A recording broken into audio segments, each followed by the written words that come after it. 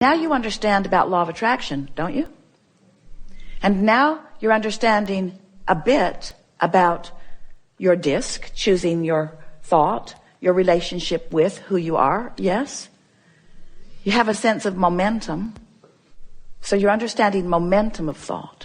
So now you understand all of the elements to become a deliberate creator of your own experience. We're eager to talk with you about anything that matters to you. Don't worry about us. We will wedge our message in the crack. It is our expectation that together we will discover new nuggets of refinement and new methods of application. And most of all, new heartfelt, from your standpoint, reason for more deliberate focus. We know that you want to be the deliberate creator of your experience. We know that for the most part you aren't the deliberate creator of your experience. That you are doing more creating by default, by habit of thought, by old belief, by old pipes, than you really mean to. A belief is just a thought you keep thinking. It's a habit of thought. It's a thought that has enough momentum that things are actualizing around it, and that's why you believe it. We just want you to know that you can choose your beliefs, and therefore you can choose what actualizes around them. You also will discover that you don't need to try to talk anybody else out of their beliefs, because in that effort, you talk yourself into them.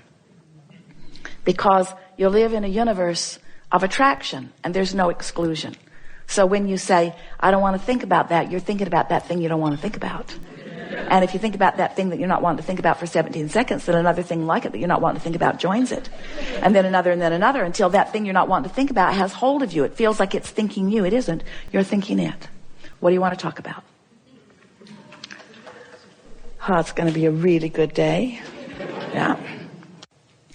So we're eager to talk with you about anything that matters to you. We're going to be visiting about the momentum of your experience. Every subject is two subjects. On one end of this stick is what you want, and on the other end of it is the absence of the very same thing. So every subject is really two subjects, wanted and absence of it. So when you give your attention to something, whether it's something wanted or the absence of something wanted, when you give your attention to it and you maintain your attention for as little as 17 seconds, another thought like it will join it. And that's that thought momentum that we want you to focus upon. Hold that thought for another 17 seconds and another thought like it joins it, and another 17 seconds, another thought. And by the time you cross the 68-second mark, 17 seconds, you've got 17 seconds to decide the momentum of a thought. And if during that 17 seconds you stay with it and another thought joins it, now that thought has more power. And once you cross that 68-second mark, you've got enough momentum going that it will be likely that you will follow through with the momentum of that thought into some sort of manifestation. So we just want to call your attention to that, because when you begin to recognize how powerful your thoughts are, it makes you want to flow them with a little bit more precision. This is going to be a conversation of true fine-tuning. We don't want you to freak out about the thoughts that you're thinking. We see you cancel, trying to suck them back. Esther said to someone the other day, I have something to tell you and I only have 17 seconds to do it in. She was very fast in her conversation. But we want you to realize that you have the capacity to choose a high-flying disc. Your probability of finding it is first thing in the morning, before other things have become active that make it more difficult. So let's say that you're disappointed in something. Doesn't matter how it came about. Maybe somebody told you something, maybe you observed something, but you're feeling disappointed about it. And as you begin to feel that disappointment, you've got 17 seconds to head it off.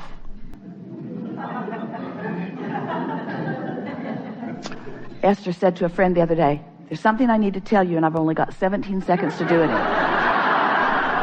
So listen up. You've been saying to us for a while something that sounds a little bit like, Abraham, I've jumped out of an airplane. I have no parachute. What do you think I should do now? And we say, hang on, it'll be over in a little bit. Because there's a momentum that is underway that there is not a likely action that you're going to find that's going to change the direction of your free fall.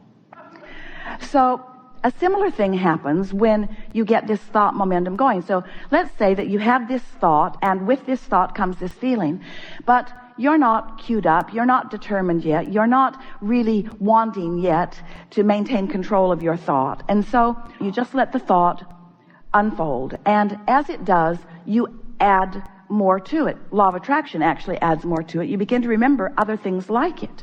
And now you're off and running. And now you've crossed the 68-second point, and so it seems logical to you that you should call someone and discuss this with them. And you know exactly who to call, don't you? You know who to call. So you call that person who lets you vent and who often has insightful, equal things to say in return. So now you've really got good momentum going on this unwanted thing. We just want to point out to you that that's what carving that pathway is. Been telling the story of some pipes in Texas that help a pond function. Some pipes draw water out into a filter, and then other pipes allow the water to go back in. It's the filtering process for this pond. The pond got all cloudy because some of the pipes were clogged. And we say they were clogged from neglect. So we want to say to you that you've got some clogged pipes about things that you want because you don't think about the things you want. And you've got some open pipes about things you don't want because you give it a lot of attention. So we're suggesting that you let the pipes that lead where you don't want to go just clog up from neglect while you open the pipes to things you do want with your thought. Don't you like the picture of that? The other day, Esther was visiting with a friend, and they had such a synergy going, so much good momentum going. The words that they were saying, it felt so good. Energy was running all through Esther's body, and it occurred to her, this feeling of this energy running, by the time there's enough momentum going, it was way more than 68 seconds. It was a minute or 2 or 3 or 4 or 5 or 10 or 15 or 20. It had been many minutes of staying in this high-flying good feeling. And it occurred to Esther, can you imagine what we are doing with those pipes? If it feels like this in our body, where's this energy going? It's going outward into the universe. It's opening pathways. It's opening pathways between where I stand and where I want to be. Pathways that law of attraction will cause rendezvous all day, every day. So, expansion is happening. Your own expansion is happening.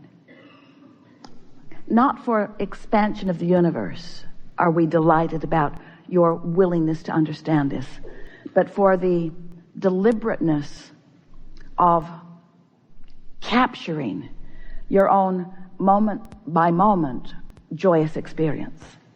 It's supposed to feel good to you. You're supposed to vacillate between something that's really fun and something that's interesting, something that's fascinating, something that calls you. In other words, not one of you said, I'll go forth and I'll be the one who suffers. I'll go forth and I'll stir it up and I will deliberately hold myself in vibrational resistance to my own expansion. And so I'll have a lot of struggle and a lot of pain and a lot of grief. And when others look at me, they'll feel better about their lives. None of you said that. What you said was, I'll go forth and I'll come to new awarenesses and I'll feel the vibrational difference in the newness, but I'll find a way to focus until I make it my own vibration. And when I do, then manifestation will come as demonstration, as actualization, as manifestation of the thought that I've been holding. But it's not just the manifestations that are your indicator. It's not just those vivid demonstrations that we want you to focus on. It's the emotion in the moment, because the emotion in the moment is literally letting you know what pathway you're on. And the way you feel lets you know how you're going to feel when you get there. So, do you get the idea of this vibrational reality? So as we've been telling you the story of the vibrational reality, we have been calling it the vortex, the vibrational reality, the vortex of creation. Wrote a whole book about it. And we wanted to get your attention that as you expand, that we stand in your vortex, maintaining the frequency of what you've been asking for.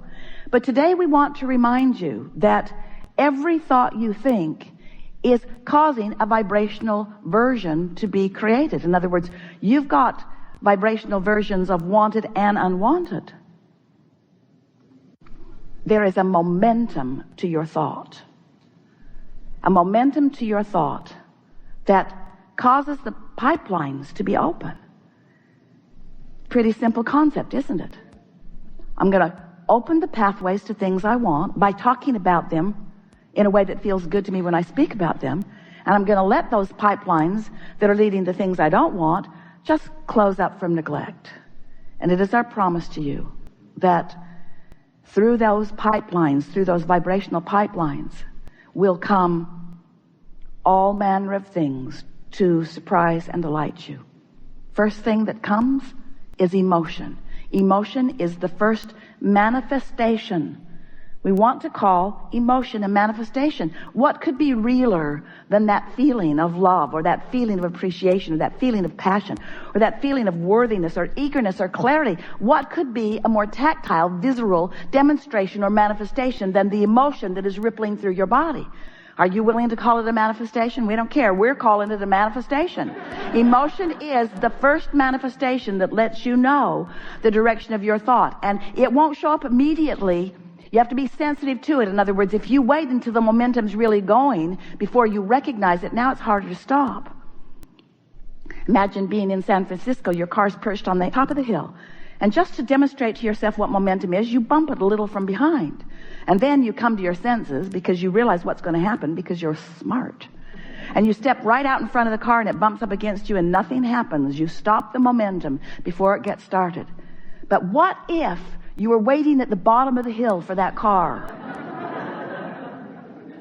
You have a different feeling about momentum at the bottom of the hill, don't you?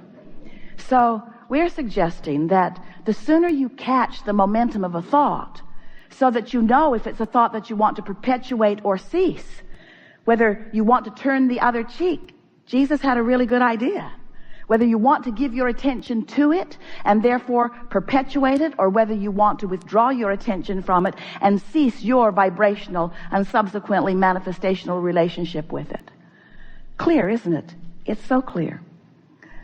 We have enjoyed this interaction immensely. We are eager to talk with you about anything that is important to you. There is nothing that is off limits. You're going to notice about us that we are not going to eagerly pursue a discussion on things that may be opening pathways or keeping pathways open or adding momentum to unwanted things. While we do understand that step one is an important part of the equation, we'll hear you briefly, but we really would like this gathering to be for you about feeling the momentum of open pipes toward what you want. We would really like this gathering to be a resetting of your vibrational button. We would like you to leave this gathering at a different vibrational frequency than you began with here today. And we are excited about not only how it feels while that's happening, but what comes next and what comes next and what comes next and what comes next.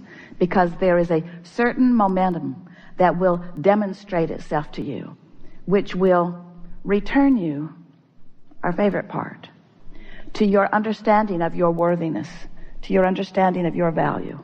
Because there is nothing that makes you feel more worthy than to sift and to decide, and then to deliberately align and know that you have, and to feel the satisfaction of that alignment in the moment, and moment, and moment, and moment. And then to